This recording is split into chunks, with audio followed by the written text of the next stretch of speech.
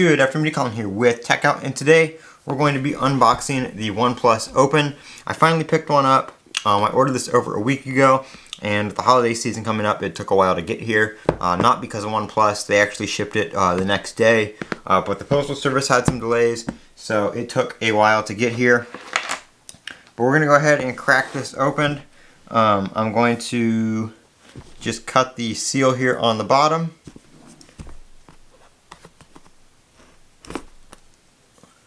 Somewhat cut the seal there.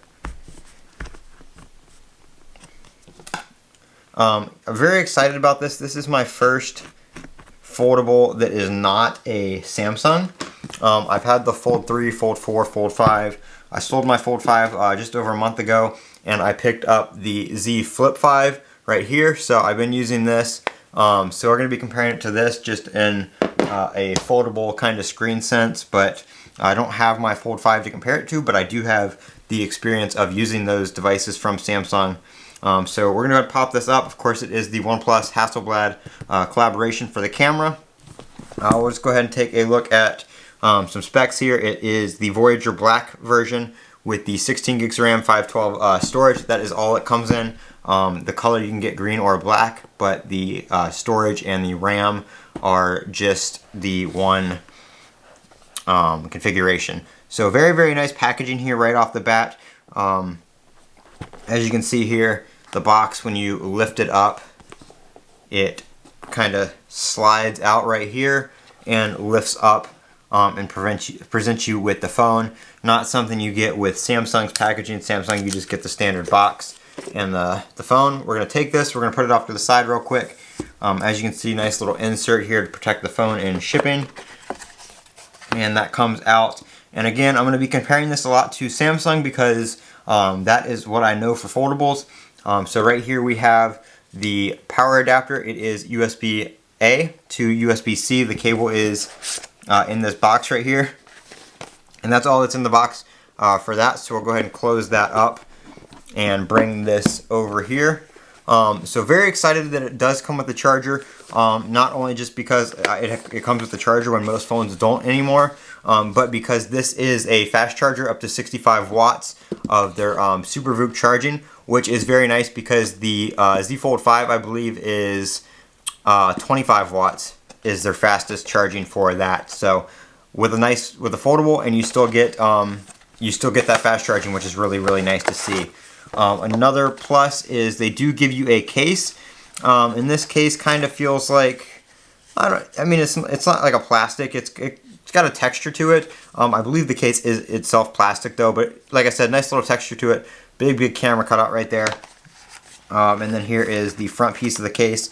Very nice of them to include a case because you obviously can't just go down to your local, Best Buy, Walmart, wherever it may be, and buy a case for this because it's not an iPhone or a Samsung or something like that where you can just find a case at your local retailer. I even did some browsing on Amazon the other day to try to find some additional cases for it, and other than your $10, $15, $20 clear just plain TPU cases, really didn't see much that interests me, so I actually have not picked up a case yet. So I will just be using the phone without a case and the phone with the included case.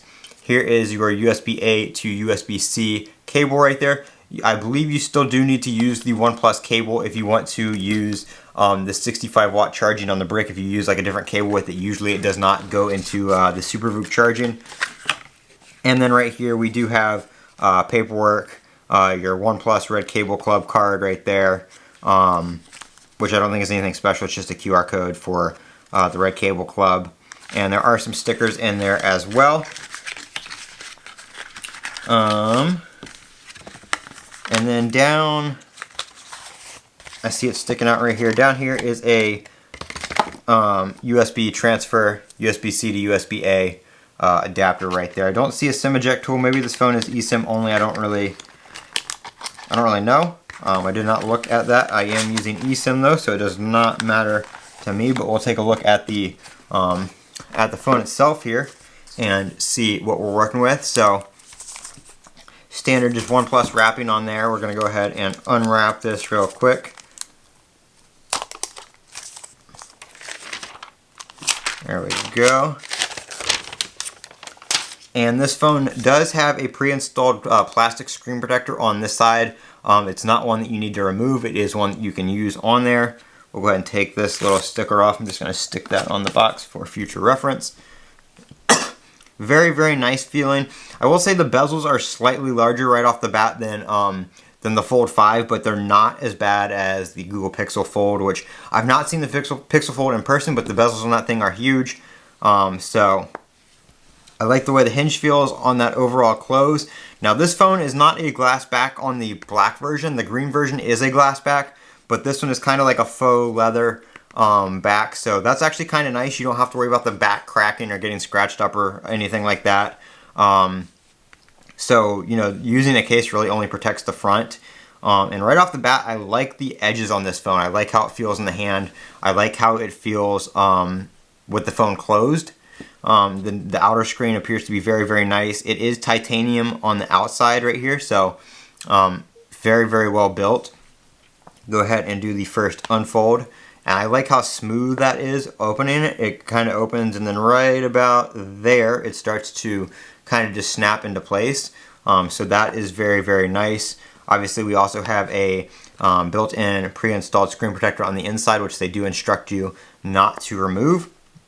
And we all know that I do take those off and install the Whitestone Dome screen protectors on my Samsung devices. Go ahead and power it up here.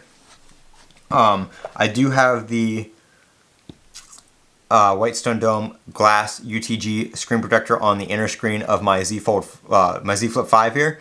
So I did take off the factory run on that. I did reach out to Whitestone Dome and they do not have anything right now for the OnePlus Open. So I'm just going to be leaving this phone as is.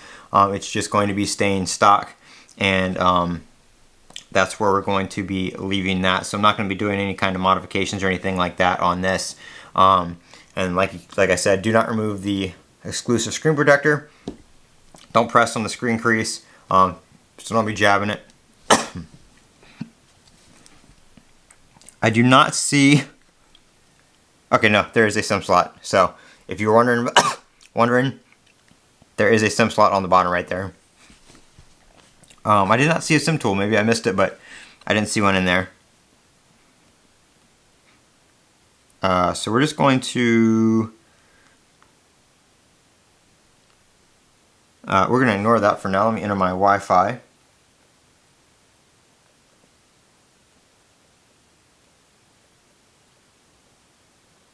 And I can say, I'm just using the external screen right now. I can say that this is a lot better than the Z Flip 5 or the Z Fold 5 on the outer screen. The outer screen on this phone, it's big enough to the point where it makes a difference, like a huge difference. When you're typing and stuff like that, it's not narrow feeling. It's not as wide as, let me get my iPhone here. It's not as wide as something like my iPhone, but it is, it's almost there. I mean, you know, very, very, very small difference. And when you're typing and stuff like that, the extra size definitely makes a difference as opposed to when I was using the Z Fold 5 on the outer screen, which is what I did a lot. I tended not to unfold these a lot, especially if I'm out on the go, stuff like that. I don't tend to walk around with these phones open. I usually just use the outer screen. And this one has a nice feature. When you close it there, you can see that I just swipe back up and it resumes on the outer screen, as opposed to where the Z Fold 5, you could do that, but you had to set it per app. And if you were on like the home screen or something like that, when you closed it, it would just lock the phone. So I'm going to run through the setup quick on this. It's just your basic Android setup. I'm going to get all the updates done, and then I'm going to come back and I'll just do a little kind of walkthrough of the phone once it's set back up. Alright, so I got the initial setup done here. Haven't really played around with it too much. I just, like I said, did the initial setup. I didn't download any additional apps or anything like that, so that this is just how it comes out of the box with its default apps. One cool thing about this phone is it does have an IR blaster. So if we go into this folder right here, you can see there is an IR remote application. So this does have an IR blaster, so you can use it to control anything that has infrared, like TVs. If you have one of those space heaters that uses an infrared remote, you can set that up on your phone and control it with that, which is pretty cool feature that most phones nowadays do not have, but the OnePlus OnePlus Open brought it back. One thing I don't like right off the bat, and maybe this is just something I have to get used to after using a Samsung, is when you open the phone, the left and right here is just page 1 and 2 of your outer screen. On a Samsung, you can customize the outer screen as its own kind of layout, so you can have, you know, your pages here, and when you open it up, you can have a totally different layout here. I don't see an option for that here on the Open. I did check the main screen settings, and there is stuff in here for multitasking and stuff like that, but I do not see it in any of these, in the home screen or lock screen, anything like that on where you can change that. So that's kind of a bummer, because I kind of do like to have, you know, my own layout, or, you know, my own customized screen on the inside as opposed to the outer screen, just because I like to have larger widgets and stuff like that, and things more spread out on the inside screen than I do the outer screen. But again, that might just be something I have to get used to. I just have to remember that when I customize the outside, it's going to translate to both are seen on the inside. So it might be a good thing after a while, but that's just one thing that I noticed right off the bat that was different on this phone in terms of the UI. I haven't gone through too many of the settings here. All the battery stuff, of course, there's not going to be much here, but I do like that it does show the battery health, the maximum capacity in there. That is nice to see that they do report that. Again, all this stuff in here, I literally just set the phone up. It's been on for a total of 13 minutes. So I'm going to play around with it. I'm going to get it set up. I'm going to get used to it. One thing I was talking about in the previous clip, when I was talking about the closing of the screen and being able to swipe up, you can see you can swipe up and continue right there, which is something you can't do on a Samsung, at least on the home screen. You can set it up so apps do that, so apps will translate over to the outside screen when you close it. But on this one here, if you go into main screen, there is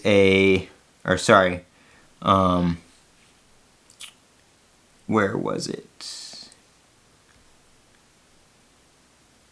Screen switching right here. So you can set continue using. So if I close it like this, you don't have to swipe up. It just pops right over. No swipe required, which is actually probably what I'm going to use. And then you can also do swipe up to continue using. And it will lock after 3 seconds. So if anybody's wondering about that, it does lock after 3 seconds of you not swiping up. So if you want to close your phone and have it lock, it will do that. Or you can just set it on turn screen off. So if you don't want that extra step, put it on continue using. If you want to swipe up, you can do that. There's no option to select which apps do that. So it's just going to be all of them, whereas a Samsung on the Fold, you have to turn it on app by app. And the app has to be able to auto resize without restarting for that feature to work. Don't know how that works on this because I haven't had any of those apps yet. But again, I'm going to play around with this. It's very, very smooth so far. I really like it. The outside screen, I really love. It does feel a lot bigger than the Fold, which is great because, you know, when I'm on the go, this is the screen I'm using most often. I rarely open it, which I know a lot of people are going to be wondering why I got it if I rarely open it. But it is nice to have when I do want to use it, when I want to use it like a little tablet. If I'm going to be out for extended periods of time, it is just nice to have that feature and not have to carry around a separate device. So I probably will use this phone a lot more often because the outer screen is a lot more usable than it is on the Fold, at least in my opinion. So I'm going to go ahead and get all my apps and everything set up, and then I'm going to make another video on this phone after I use it for a little bit, get used to it, and see what's what. I'm Colin with Techout. Don't forget to comment, rate, and subscribe. And as always, have a great day.